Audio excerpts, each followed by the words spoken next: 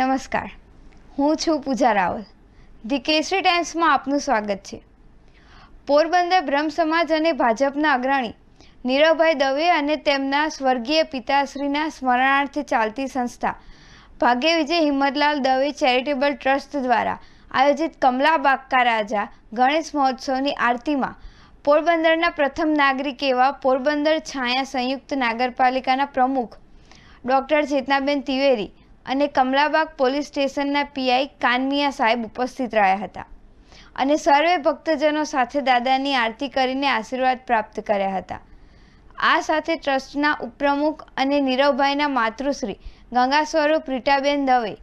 નીરવભાઈના ધર્મપત્ની અને ટ્રસ્ટી ભાવિસાબેન નીરવભાઈ દવે, મંત્રી દેવવ્રતભાઈ જોશી, ટ્રસ્ટી રેખાબેન બડેજા, ટ્રસ્ટી અશોકભાઈ મહેતા, વડોદરા લોકસભાના સાંસદ હેમાંગભાઈ જોશીના પિતા યોગેશભાઈ જોશી,